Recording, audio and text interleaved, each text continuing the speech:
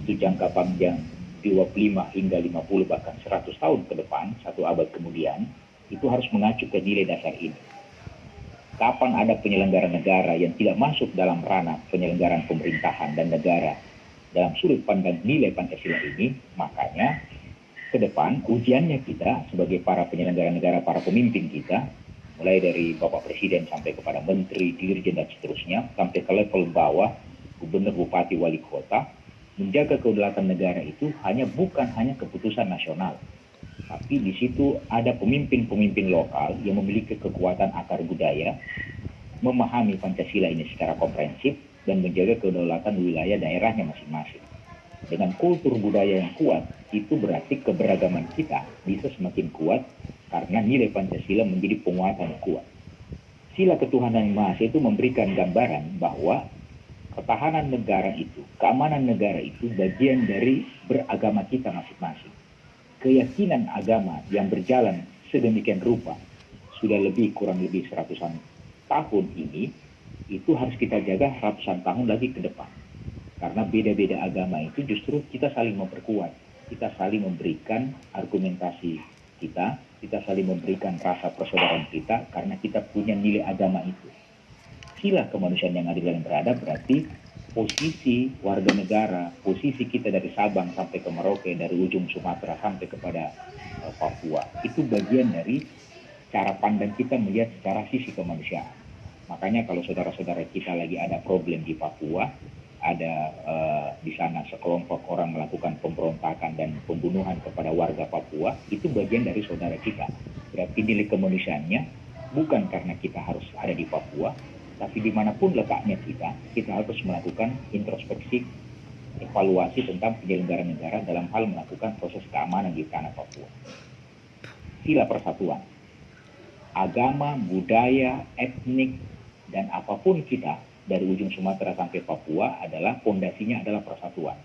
Karena itu juga bagian dari pidato Bung Karno tentang perekat Pancasila, bagian dari pemersatu bangsa. Karena tidak ada lagi akar budaya atau akar yang lain untuk kita bisa menyatu dalam fondasi kenegaraan kita sebagai wilayah, satu kedaulatan, satu sudut pandang pertahanan dan keamanan secara politik negara, kalau bukan sila persatuan Indonesia itu. Yang keempat, sila kerakyatan yang dipimpin oleh hikmat misalnya dalam permusyawaratan perwakilan. Nah, ini yang selalu kita harus diskusikan. Dalam tekstualnya, implementasinya harus ketemu pada posisi mempertahankan negara. Coba kita lihat, kalau evaluasi ini kita harus lakukan, berarti sistem politik ini harusnya dirubah atau ditata ulang. Karena saya lihat pilkada ini tidak memberikan nuansa positif jangka panjang. Ini bahkan pilkada ini memberikan nuansa kapitalisme politik, kemudian mereduksi nilai budaya yang ada di lokal masing-masing, karena di situ ada konflik interest yang kemudian kelompok-kelompok masyarakat di tingkat lokal karena produk pilkada, kemudian dia bentrok kiri kanan, baik antar ormas maupun bahkan tokoh-tokoh agama pun kadang terlibat dalam posisi pilkada yang kemudian mereka saling caci maki, tuding menuding di media sosial hingga masuk ke ranah konflik di tingkat akar rumput. Yang kelima, sila kemanusiaan yang adil dan beradab.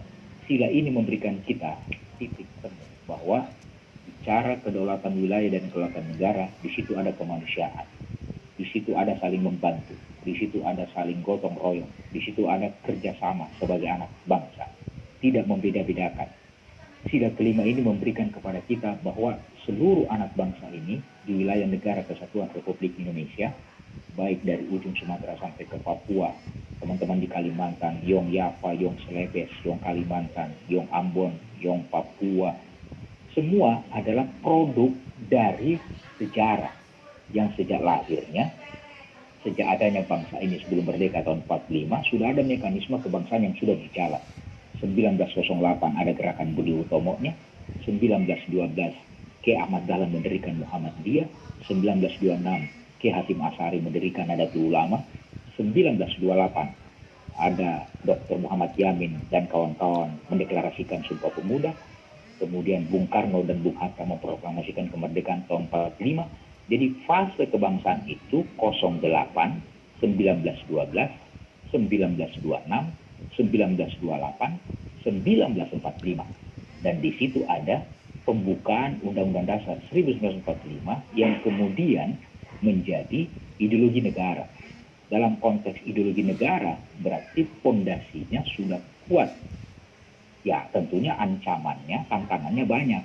Tantangan teknologi, tantangan pecah belah, tantangan radikalisme, tantangan terorisme, tantangan ekonomi, tantangan pemangguran, tantangan sosial kemasyarakatan. Nah, ini solusinya harus dicari bersama-sama. Kita support pemerintah menjalankan itu. Presiden Jokowi dengan para kabinetnya, dan kemudian Presiden Jokowi sudah melakukan instruksi-instruksi kenegaraan. Nah, yang kita harus evaluasi dan kita harus selalu cek adalah para menteri. Betulkah para menteri melaksanakan instruksi presiden? Betul